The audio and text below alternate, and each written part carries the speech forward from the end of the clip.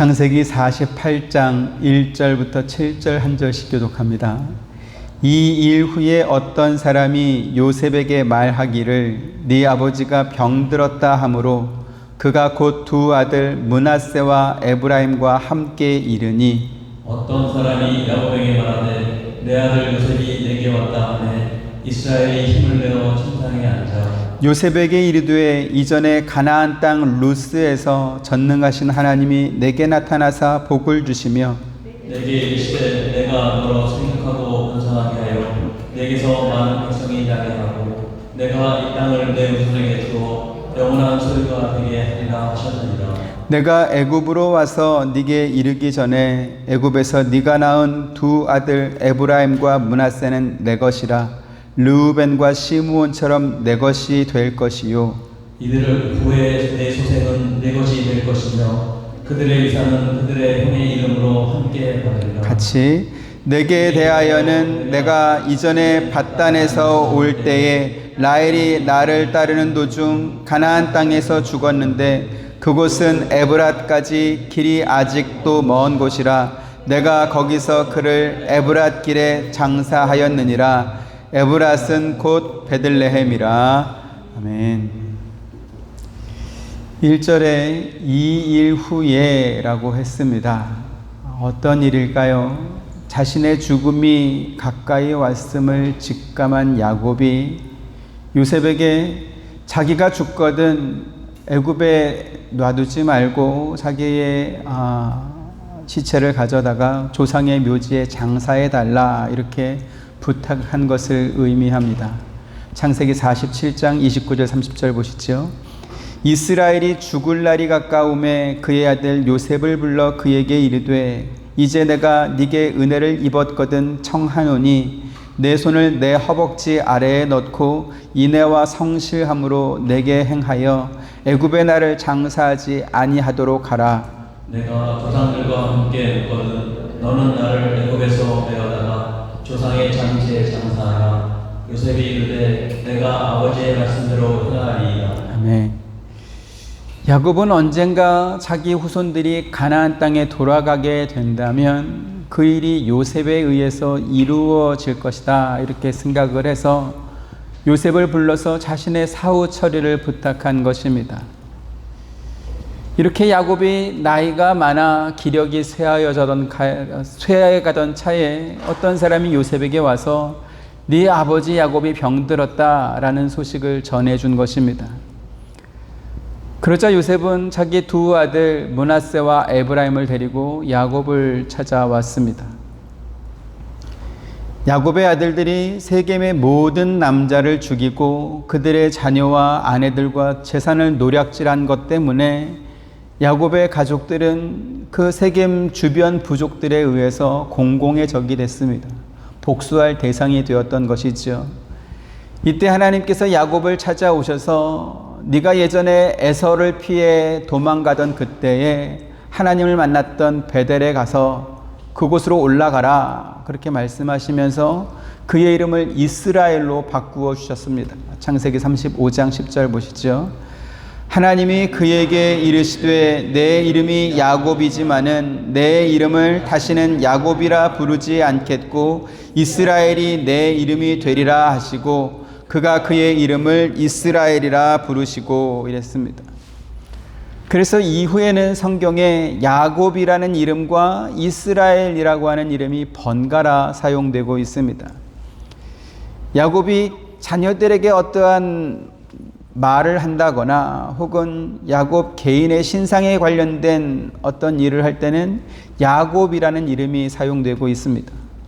하지만 야곱과 그의 아들들이 애굽으로 내려가야 하는, 다시 말씀드려서 이스라엘의 구원과 관련된 어떤 내용이 등장할 때는 야곱이 아니라 이스라엘이라는 이름으로 등장하게 되는 것이죠. 그래서 오늘 본문에도 어떤 사람이 내 아들 요셉이 왔다 이렇게 말할 때는 야곱에게 이 말을 전하는 것이고, 그 야곱이 요셉에게 이야기할 때는 이스라엘이라는 이름으로 또 사용되는 것입니다. 2절 보시죠. 어떤 사람이 야곱에게 말하되 내 아들 요셉이 내게 왔다 하매 이스라엘이 힘을 내어 침상에 앉아 요셉에게 이르되 이랬습니다. 지금 이것은 하나님께서 야곱과 맺은 언약 관계를 강조하기 위해서 일부러 이스라엘이라고 하는 이름을 사용하신 것입니다.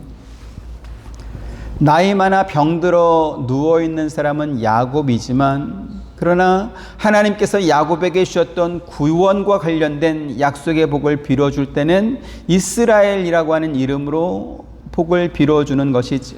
이것이 대단히 중요합니다. 성경에서 우리가 확인한 것처럼 야곱이라는 사람은 인간적인 면에서 본받을 만한 점이 거의 없는, 개인적으로는 별로 엮이고 싶지 않은 사람이 바로 야곱 아니겠습니까? 그런데 하나님께서 그 야곱을 찾아와서 만나주시고 그의 인생 여정 전체에 하나님께서 함께 하셨을 뿐만 아니라 그를 통해서 아브라함에게 주셨던 복을 모든 그의 자녀들에게 빌어주게 하셨다라는 면에서 이스라엘은 대단히 특별한 사람으로 등장하는 것입니다. 그리고 이 원리는 오늘날 신앙생활하는 저와 여러분에게도 똑같이 적용됩니다. 우리가 실수가 없겠습니까? 우리가 늘 선한 일만 하고 하나님이 기뻐하실 만한 그러한 일을 하겠습니까? 우리도 실수가 많은 사람들이고 욕심 많은 죄의 덩어리입니다. 인간적인 면으로 보면 야곱이나 우리나 도끼인 객기인일 것입니다. 그런 우리를 누가 좋아하겠으며 그런 주제에 우리가 누구한테 복을 빌어주겠습니까? 아마도 너나 잘하세요 이러한 말을 들을 것입니다. 하지만 하나님께서 아브라함에게 약속하셨던 그 언약의 축복은 이삭과 야곱을 거쳐서 영적 아브라함의 후손인 오늘 저와 여러분에게도 고스란히 이어지고 있는 것입니다. 그래서 이스라엘의 이름으로 아들들에게 빌어주는 이 축복의 유언이 대단히 중요하다라는 것이지요. 이것은 야곱이 개인적으로 그의 자녀와 손자들에게 말하는 유언이 아니라 하나님께서 이스라엘을 통해서 주시는 구원의 약속이고 장래의 예언이기 때문에 그렇습니다. 유언이라고 하는 것은 그 단어가 의미하는 것처럼 비장함이 있고 슬픔이 있습니다. 다시 보지 못할 것을 서로가 알고 있기 때문에 눈물을 머금고 하는 말이 유언이고 눈물을 머금고 듣는 말이 또 유언인 것이지요. 하지만 이스라엘의 유언은 안타깝고 슬프고 비장하기보다는 오히려 소망과 위로가 넘치고 있습니다. 왜 그렇습니까? 그것이 바로 하나님께서 택하신 당신의 자녀들에게 주는 특권이기 때문에 그렇습니다. 야곱이 애굽 왕 바로를 만났을 때 그 스스로 고백했던 것처럼 야곱은 험악한 세월을 살았던 사람이었습니다. 하지만 오늘 본문에서 야곱은 뭐라고 말합니까?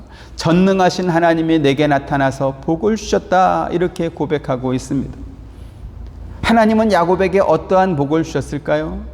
그가 형에게 쫓겨서 바단 아람에 있는 라반의 집으로 도망갈 때 하나님께서 그를 찾아와서 주셨던 약속이 바로 야곱이 지금 말하는 복을 주셨다라고 하는 내용입니다. 오늘 보면 3절 4절 보시죠.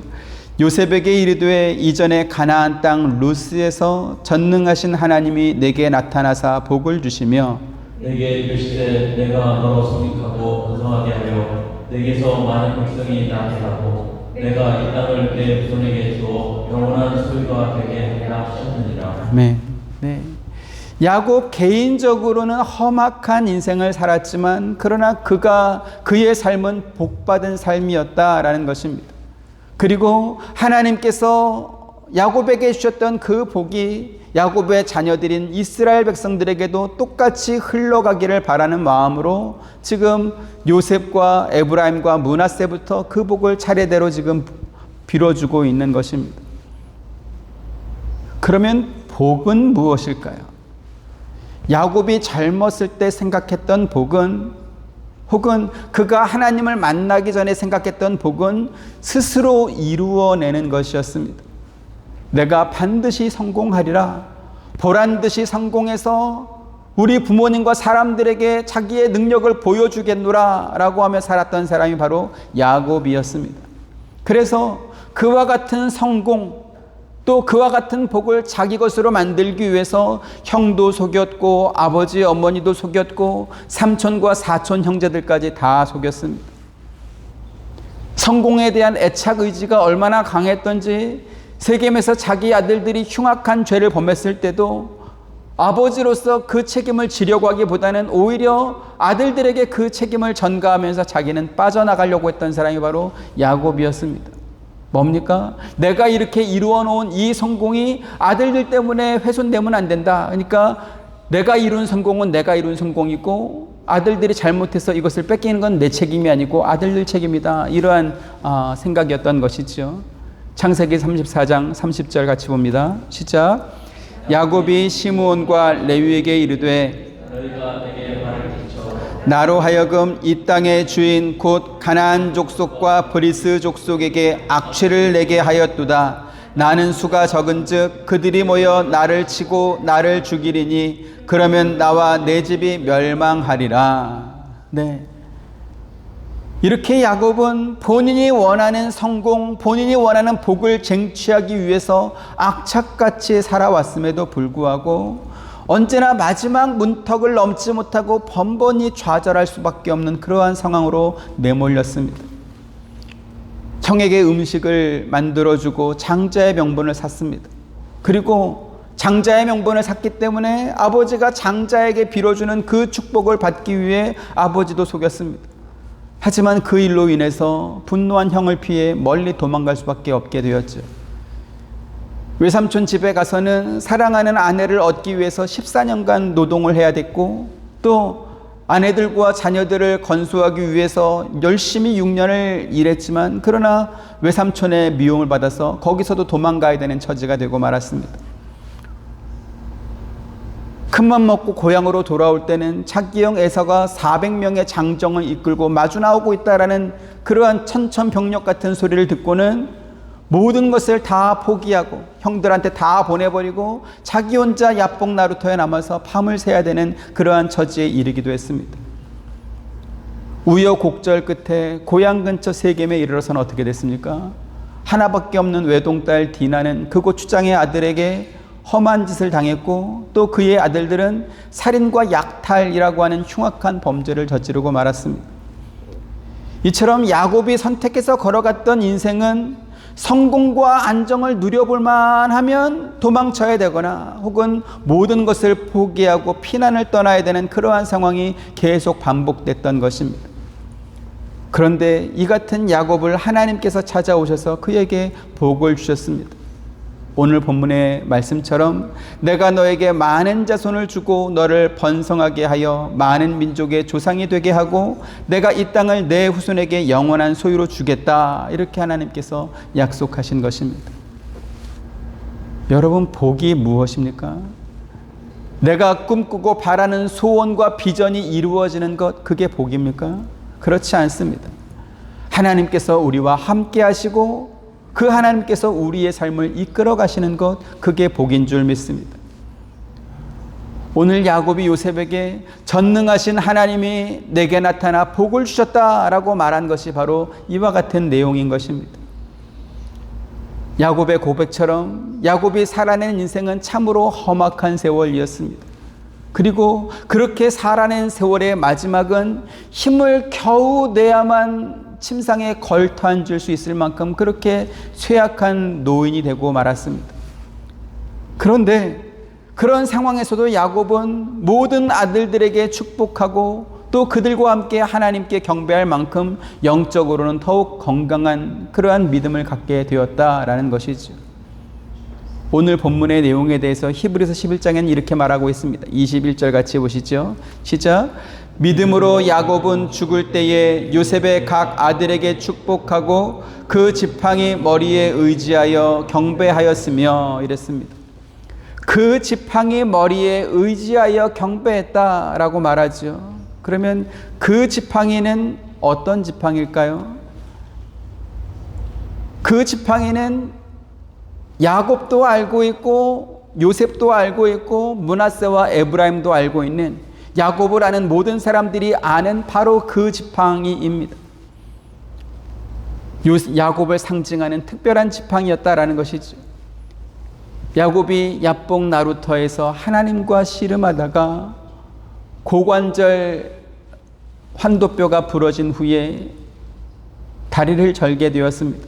그리고 그 저는 다리로 인해서 평생을 야곱이 짚고 다녔던 지팡이가 바로 그 지팡이였던 것이지.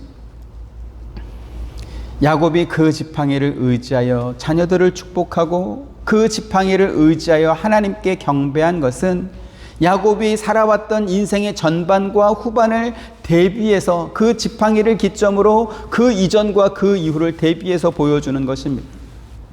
야곱의 전반부 인생은 어땠습니까? 자신의 건강한 두 다리로 자기가 원하는 곳으로 다니면서 자기 욕심을 이루려고 살았던 그때가 그 지팡이를 짚기 이전의 야곱의 인생이었습니다. 하지만 하나님과 씨름하다가 환도뼈가 부러진 이후에는 이제는 저는 다리를 지팡이에 의지하여 걷는 것처럼 하나님을 의지하며 살아왔던 것을 그 지팡이가 상징하는 것이죠. 젊어서 건강했던 야곱의 인생은 하나님 없이 살았던 인생이었고 하나님을 찾거나 혹은 하나님께 경배할 일이 별로 없는 인생이었습니다. 하지만 걸을 때마다 지팡이를 의지하였던 야곱의 후반부 인생은 어땠습니까? 한 발 한 발 하나님을 의지하며 살아갈 수밖에 없는 그러한 인생이었다라는 것입니다. 그리고 야곱은 환도뼈가 부러진 이후에 지팡이를 의지하며 살아왔던 자신의 인생을 돌아보면서 이것이 바로 하나님께서 자기에게 주셨던 진정한 복이었다라는 것을 깨닫게 된 것입니다. 그런 면에서 믿음의 장이라고 알려진 히브리서 11장에서는 야곱이 의지하며 살았던 그 지팡이를 등장시켜서 하나님을 의지하며 살았던 야곱을 지금 소개하고 있는 것입니다. 그리고 요셉과 그의 두 아들인 에브라임과 므낫세도 야곱이 하나님을 의지하며 살아왔던 것처럼 그들도 하나님을 의지하며 살라고 복을 빌어주고 또 가르쳐주고 있는 것이지요. 세상의 관점에서 복은 무엇입니까? 자기가 바라는 소원이 자기가 기대하는 방법으로 이루어지는 것입니다. 하지만 하나님께서 우리에게 주시는 복은 어떤 것이죠? 야곱에서 보는 것처럼 우리가 바라지 않는 모습으로 이루어질 때도 있고 때로는 환도뼈가 부러져서 하나님을 의지하게 만들 수도 있는 것입니다. 그래서 우리는 하나님을 알되 더욱 힘써 알아가야 할 것입니다. 호세아 6장 3절 한번 보시죠. 시작. 그러므로 우리가 여호와를 알자. 힘써 여호와를 알자. 그의 나타나심은 새벽빛같이 어김없나니 비와 같이 땅을 적시는 늦은 비와 같이 우리에게 임하시리라 하니라. 아멘. 호세아 선지자는 왜 이스라엘 백성들이 하나님을 모른다라고 말하면서 우리가 하나님을 힘써 알아야 된다라고 말했을까요? 이스라엘 백성들은 자기들이 아브라함의 후손이라는 것을 한 번도 의심한 적이 없습니다. 그들은 입만 열면 우리는 아브라함의 후손이라고 그렇게 자랑했던 사람들입니다. 여기 지금 아브라함의 후손이라고 하는 말은 하나님께서 직접 선택하신 특별한 존재이기 때문에 당연히 우리들은 구원받을 거로 생각했던 사람들이 바로 아브라함의 후손들입니다. 그들은 하나님께서 직접 개입하셔서 출애굽을 시켜주셨고 모세와 여호수아의 인도를 따라 약속받은 가나안 땅에 거주하며 지금까지 살아왔던 사람들입니다. 그들은 하나님께서 직접 손으로 써주신 그 십계명 두 돌판을 받은 사람들이었고 또 모세가 홍해를 가르고 전쟁에서 승리하고 반석에서 물을 내고 이러할 때 사용했던 그 아론의 지팡이와 또 그들이 광야에서 먹었던 만나를 담은 항아리를 담아놓은 언약궤도 가지고 있었습니다. 무엇보다도 그들은 솔로몬 왕 때 지었던 그 성전에서 각종 절기와 안식일을 지켰고 번제와 화목제 드리는 이 일을 하나님께서 명령하신 대로 지시하신 대로 잘 지켜왔던 사람들입니다. 그래서 호세아가 너희가 여호와 하나님을 알되 힘써 알아야 된다. 너희가 하나님을 잘 알지 못한다. 이렇게 지적하는 것에 대해서 동의하지 못했던 것이지. 왜요? 그들은 우리는 하나님께 해야 될 도리를 다 했다라고 생각을 했기 때문에 그렇습니다. 심지어 그들이 범한 죄로 인해서 남북 이스라엘이 모두 멸망하고 예수님께서 세상에 오셨을 때까지도 그들은 우리는 하나님께 잘하고 있다. 우리의 의무를 다했다. 이렇게 생각했습니다. 결국 세례 요한이 자기에게 세례받으러 오는 사람들을 향하여서 너희가 너희의 조상이 아브라함이라고 말하지 마라. 그러면서 하나님을 알지 못하는 그들의 죄를 책망하기에 이르렀습니다. 누가복음 3장 7절 8절 보시죠. 요한이 세례를 받으러 나아오는 무리에게 이르되 독사의 자식들아 누가 너희에게 일러 장차 올 진노를 피하라 하더냐. 그러므로 우리에게 합당한 열매를 맺고 속으로 아브라함이 우리 조상이라 말하지 말라. 내가 너희에게 이르노니 하나님이 능히 이 돌들로도 아브라함의 자손이 되게 하시리라. 아멘. 호세아 선지자와 세례 요한이 이스라엘 백성들을 책망하는 그 핵심 내용이 무엇이죠? 그들이 명목상으로는 하나님을 섬긴다고 하지만 하나님께 순종하는 실질적인 삶을 살지 않은 것을 지적한 것입니다. 다시 말씀드려서 종교 생활만 잘하면 끝이다. 그게 아니라는 것이지. 야곱이 지팡이를 의지하여 아들들을 축복하고 그 지팡이를 의지하면서 하나님께 경배했던 것은 우리 기독교 신앙이 하나님을 의지하는 신앙인 것을 보여주는 것입니다. 그리고 이와 같은 원리는 야곱이 요셉과 그의 두 아들들에게 축복하면서 둘째인 에브라임에게 오른손을, 장자인 므낫세에게 왼손을 올려 기도하는 것으로 다시 한번 확인시켜주고 있습니다. 유대인의 전통뿐만 아니라 고대 근동의 대부분 나라와 민족들에게서 일반적인 축복의 원리는 어떻습니까? 일반적인 상속의 원리는 어떻습니까? 그것은 장자에게 가장 많이 계승되고 또 장자가 가장 우선순위를 갖는 것입니다. 이스라엘 백성들이 출애굽할 때 애굽 왕 바로가 하나님께 항복하고 이스라엘 백성들을 내어줄 수밖에 없었던 가장 결정적인 이유 역시 그 나라의 모든 장자를 하나님께서 다 죽이셨기 때문에 그렇습니다. 그런데 성경에서는 희한합니다. 아브라함에서부터 시작해서 야곱에 이르기까지 하나님께서는 고집스럽게도 둘째에게 이 축복의 원리를 적용하고 있는 것을 우리가 성경을 통해서 확인하고 있습니다. 아브라함이 첫 번째 낳았던 아들은 이스마엘이었지만 하나님께서는 아브라함이 사라에게서 얻은 둘째 아들인 이삭에게 언약의 축복을 주었습니다. 이삭 역시 쌍둥이 두 아들을 낳았지만 첫째인 에서가 아니라 둘째인 야곱이 그 언약의 축복을 잊게 될 것이다. 이렇게 하나님께서 그에게 말씀해 주셨습니다. 그리고 야곱도 오늘 본문에서 큰 손자인 므낫세가 아니라 둘째인 에브라임에게 먼저 축복을 빌어주고 있는 것을 우리가 또 확인하고 있습니다. 만약 하나님께서 주신 이 언약의 축복이 큰아들이 아니라 둘째 아들이 이어받는 것이다. 이게 바로 성경의 원리다라고 한다면 아마도 이스라엘 백성들은 그것을 율법을 지키는 것처럼 지켰을 것입니다.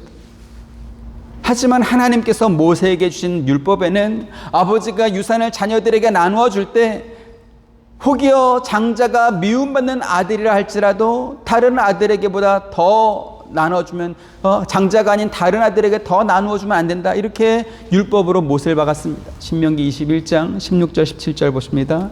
자기의 소유를 그의 아들들에게 기업으로 나누는 날에 그 사랑을 받는 자의 아들을 장자로 삼아 참 장자 곧 미움을 받는 자의 아들보다 앞세우지 말고 반드시 그 미움을 받는 자의 아들을 장자로 인정하여 자기의 소유에서 그에게 두목을 줄 것이니 그는 자기의 기력의 시작이라 장자의 권리가 그에게 있음이니라. 네, 여기 지금 보시는 것처럼 비록 장자가 아버지의 미움을 받는 아들이라 할지라도 유산을 상속하게 될 때에 2배의 몫을 주어야 된다라고 말하면서 장자의 원리가 첫째에게 있다 이렇게 분명히 말씀하고 있습니다.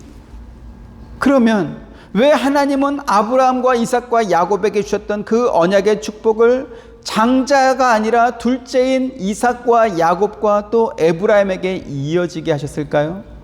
모세에게는 네가 미워하는 아들이라도 그 장자에게 우선권이 있다 이렇게 말했으면서 왜 하나님은 고집스럽게 3대에 이르러서 계속 둘째에게 이렇게 축복을 빌어주도록 하느냐라는 것이죠. 이것은 이삭과 야곱과 에브라임이 자기의 형들보다 실력이나 인격적인 면에서 또는 하나님에 대한 믿음이 형들보다 더 좋아서 그렇게 하신 것이 아닌 것을 보여줍니다. 야곱은 확실히 형보다 못한 동생이었습니다. 어쩌면 비교조차 불가능할 수도 있습니다. 그럼에도 하나님께서는 야곱에게 언약의 축복을 주신 이유가 무엇인가? 그것은 그렇게 하는 것이 하나님의 뜻이었기 때문에 그렇게 된 것입니다. 17절부터 20절 보십니다. 요셉이 그 아버지가 오른손을 에브라임의 머리에 얹은 것을 보고 기뻐하지 아니하여 아버지의 손을 들어 에브라임의 머리에서 므낫세의 머리로 옮기고자 하여 그의 아버지에게 이르되 아버지여 빌마옵소서 이는 장자이니 오른손을 그의 머리에 얹소서 하였으나 그의 아버지가 허락하지 아니하며 이르되 나도 안다 내 아들아 나도 안다. 그도 한 족속이 되며 그도 크게 되려니와 그의 아우가 그보다 큰 자가 되고 그의 자손이 여러 민족을 이루리라 하고 그날에 그들에게 축복하여 이르되 이스라엘이 너로 말미암아 축복하기를 하나님이 내게 에브라임 같고 므낫세 같게 하시리라 하며 에브라임을 므낫세보다 앞세웠더라. 네, 이것이 중요합니다. 세상의 일반적인 원리는 장자가 아버지의 유산을 가장 우선해서 또 2배로 이어받는 것이 맞습니다. 하지만 하나님께서 당신의 백성을 구원하실 때는 태어난 순서를 따르는 것이 아니라 하나님의 뜻을 따라 구원하신다라는 것을 보여주는 것입니다. 그래서 일부러 이와 같은 원리를 창세기 말씀을 통해서 가르쳐주고 있습니다. 이처럼 하나님께서 둘째를 선택하신 이유에 대해서 로마서 말씀에서는 다시 한번 확인시켜주고 있습니다. 로마서 9장 10절부터 13절 그뿐 아니라 또한 리브가가 우리 조상 이삭 한 사람으로 말미암아 임신하였는데 그 자식들이 아직 낳지도 아니하고 무슨 선이나 악을 행하지도 아니한 때에 택하심을 따라 그는 하나님의 뜻이 행위로 말미암지 않고 오직 부르시는 이로 말미암아 세례를 리브가에게 이르시되 큰 자가 어린 자를 섬기리라 하셨나니 사랑하고 애쓰는 미워하였다 하심과 같으리라. 아멘. 하나님께서 야곱을 선택하신 이유가 뭐라고 말씀하고 있습니까? 리브가가 임신한 아기가 아직 태어나기도 전에 그 아기들이 무슨 선한 일이나 무슨 악한 일을 하기도 전에 하나님께서는 리브가에게 형이 동생을 섬길 것이다 이렇게 가르쳐 주셨습니다. 그러면서 하나님께서 그렇게 정하신 이유가 뭐였다고 말합니까? 사람의 행위에 따른 결과가 아니라 하나님의 뜻에 따른 것이다 이렇게 말씀한 것이죠.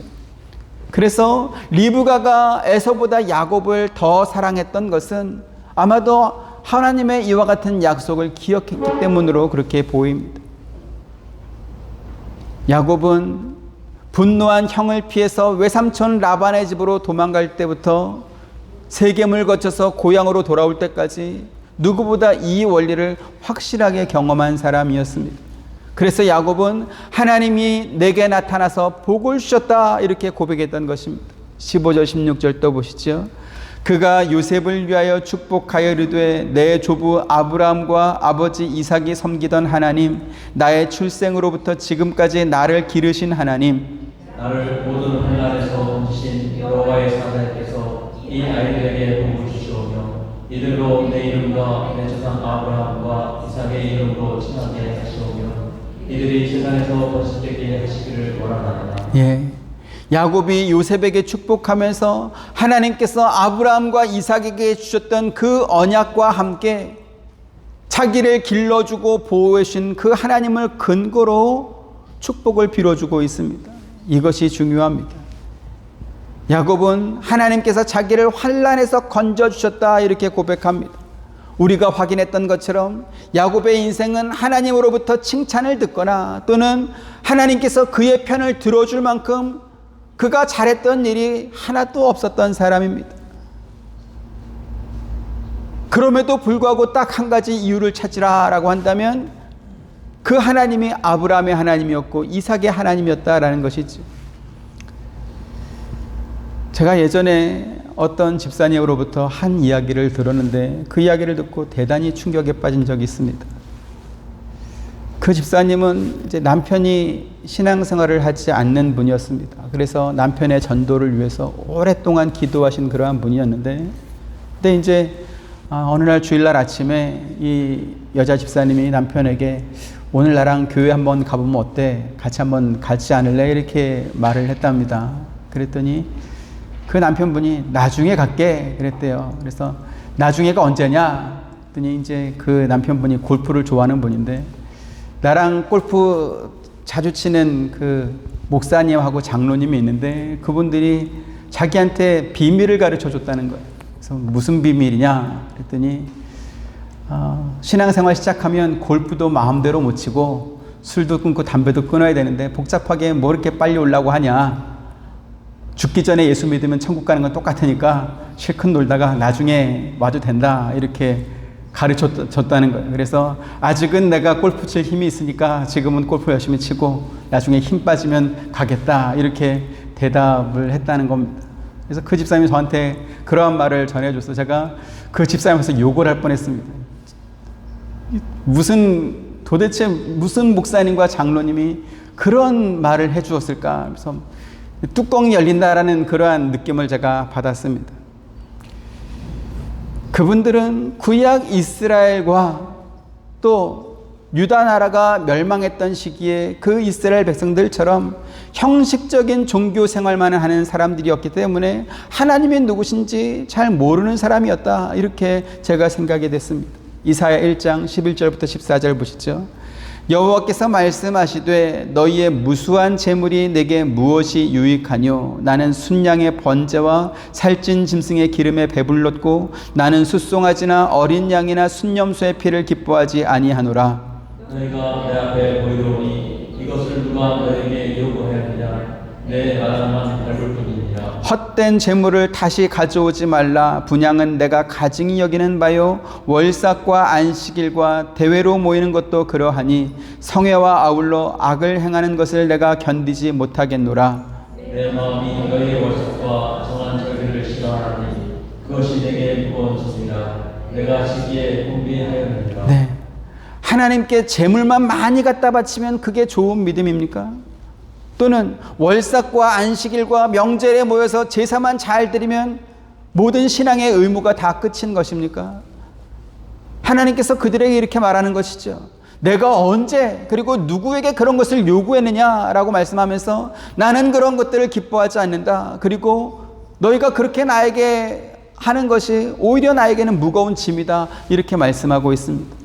계속해서 아모스 5장 21절부터 23절 또 보시면 내가 너희 절기들을 미워하여 멸시하며 너희 성회들을 기뻐하지 아니하나니 너희가 내게 언제나 소대를 드릴지라도 내가 받지 아니할 것이요 너희의 살찐 짐승의 내가 들어보지 아니하리라. 같이 내 노랫소리를 내 앞에서 그칠지어다 내 비파 소리도 내가 듣지 아니하리라 이랬습니다. 하나님은 순종하지 않고 변화하지 않는 사람들이 드리는 제사를 기뻐 받지 않으신다라고 말합니다. 그들이 아무리 아름다운 음악으로 찬양해도 듣지 않겠다라고 하면서 제발 너희들의 노랫소리를 내 앞에서 그쳐라 이렇게 말씀하고 있습니다. 하나님께서 왜 이스라엘 백성들을 당신에게 부르고 계시는지, 왜 죄인들을 위하여 하나밖에 없는 아들까지도 십자가의 죽음 앞에 내어주시고 우리를 구원하셨는지 그 이유를 우리가 알아야 되지 않겠습니까? 누구든지 예수를 믿으면 죄를 용서받고 그를 구원하여 천국으로 인도하신다라고 했으니까 일평생 내 마음대로 살다가 죽기 전에 예수만 믿으면 그러면 그게 믿음이 되겠습니까? 그러한 말은 예수님께서 피 흘려 우리를 구원하신 그 구원을 조롱거리로 만드는 것과 같은 것입니다. 야곱이 요셉과 두 손자인 에브라임과 므낫세에게 빌어줬던 그 축복은 단지 할아버지가 아들에게 혹은 손자들에게 빌어주는 염원이나 기대가 아닙니다. 하나님께서 아브라함과 이삭에게 주셨던 그 약속이 야곱이 엄마 뱃속에 있을 때부터 그가 임종을 앞두고 자녀들을 축복하던 그 순간까지 그의 삶을 이끌어 가셨다라는 것을 삶에서 경험한 그 고백으로 자녀들에게 지금 축복을 빌어주고 있는 것이죠. 예수를 믿는 유익이 단지 죽어서 천국에 가는 것밖에 없다라고 한다면 아마도 그 집사님의 남편이 들었다는 말처럼 죽기 직전에 예수 믿고 천국행 티켓 이렇게 받아들고 천국 가는 게 가장 이득일 것입니다. 요즘 젊은 사람들 말로는 뭐 개이득 그렇더라고요. 하지만 그것은 기독교 신앙이 무엇인지 전혀 모르는 사람들이 갖는 오해입니다. 참된 믿음을 가진 사람은 야곱이 자녀들을 축복한 것 같은 똑같은 축복을 빌어줄 수 있어야 될 것입니다. 나를 모든 환난에서 건지신 여호와의 사자께서 이 어린아이에게도 같은 복을 주시옵소서. 이와 같은 복을 빌어줄 수 있어야 됩니다. 야곱이 하나님께 뭘 잘해서 그래서 그가 모든 환난에 빠졌을 때 건짐을 받은 것이 아닙니다. 야곱은 그의 인생 내내 환난을 당할 만한 일을 했던 사람이었습니다. 하지만 그럼에도 불구하고 아브라함과 이삭에게 언약의 축복을 주셨던 하나님께서 야곱을 지키시고 돌보시고 인도하신 것이죠. 그리고 오늘 저와 여러분도 바로 그 하나님을 믿고 있는 줄 믿습니다. 자녀가 태어나면 엄마 아빠는 그 자녀에게 모든 관심이 있습니다. 그래서 자고 있을 때도 사진을 찍고 앉아 있을 때도 사진 찍고 기어갈 때도 동영상을 찍고 아이가 자라는 모든 순간을 다 사진으로 남기고 일기로 남기고 그래서 그 아이의 자라는 모든 성장 과정이 부모에게 기쁨과 보람이 되도록 간직하지 않습니까? 그리고 그 기록은 부모 혼자만 감춰놓고 자기만 보는 것이 아니고 그 기쁨을 공유할 수 있는 모든 사람들에게 보여주면서 자랑합니다. 심지어 모르는 사람한테도 자랑합니다. 예전에 제가 한국에 가서 전철을 타고 가는데 어떤 아줌마가 이렇게 옆에 와서 앉더니 스마트폰을 열어서 사진을 막 보여줘요. 그러면서 자기의 손녀딸을 막 자랑하더라고요. 저희 어머니 옆에 보다가 3만 원 내시오 그러더라고요. 그래서 저게 뭔 소린가 그랬더니 모르는 사람한테 자랑하려면 3만 원 내야 된대. 들어주니까. 그래서 3만 원 내고 자랑하라고 그렇게 말을 하더라고요. 이렇게 부모의 관심은 자녀에게 모든 사랑이 다 쏟아집니다. 그리고 그와 같은 사랑을 받고 자란 자녀는 자기를 사랑해 준 그 부모를 자랑스러워할 것입니다.